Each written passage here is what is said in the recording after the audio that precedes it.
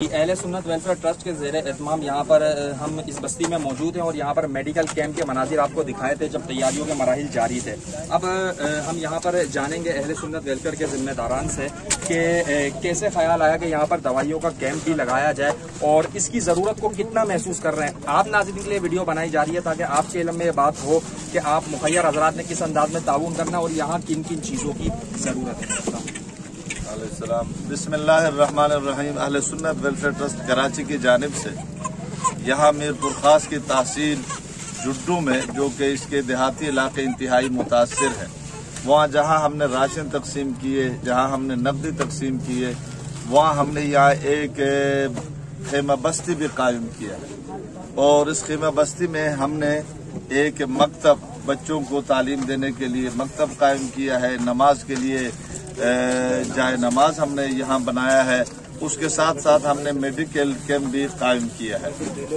چونکہ یہاں سیلاب کے بعد بیماریاں بہت زیادہ ہیں، مختلف بیماریاں یہاں عام ہو چکی ہیں اور یہاں کے لوگوں کا سب کچھ بہہ چکا ہے۔ اب ان کے پاس کھانے کو کچھ نہیں ہے، وہ اپنے عزیزوں بچوں کا علاج کیسے کریں۔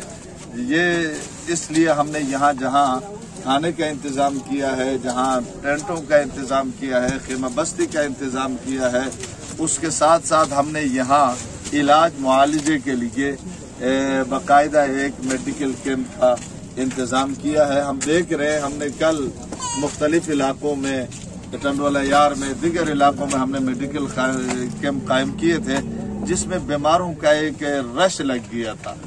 اور یہاں بھی یہی صورتحال ہے۔ ابھی میڈیکل کیمپ کا آغاز ہوا ہے، آپ دکھا سکتے ہیں کہ لائن پر بچے بیٹھے ہوئے ہیں، بیمار ہیں، بڑے کھڑے ہیں۔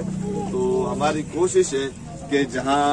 ان کے لیے غذا کا اجناس کا انتظام کیا جائے، وہاں ان کی صحت کا انتظام بھی کیا جائے، جس کی وجہ سے اہل سنت ویلفیئر ٹرسٹ کراچی کی جانب سے ان تمام چیزوں کو مد نظر رکھتے ہوئے یہ انتظامات کیے جا رہے ہیں اور یہ ویسے نہیں کیے جا رہے ہیں۔ پہلے ہماری ایک ٹیم آتی ہے، علاقے کا وزٹ کرتی ہے، متاثرین کے حوالے سے، ضرورت کے حوالے سے وہ رپورٹ دیتی ہے، اس کے بعد دوسری ٹیم ہماری آ جاتی ہے اور ہمارے ذمہ داران ہمارے ساتھ دن رات محنت کر رہے ہیں۔ تو اس وقت اہل سنت والجماعت سندھ کے جنرل سیکرٹری مولانا عبداللہ سندھی صاحب بھی یہاں موجود ہیں اور میں گزارش کروں گا وہ بھی مختصر لفظوں میں اپنے خیالات کا اظہار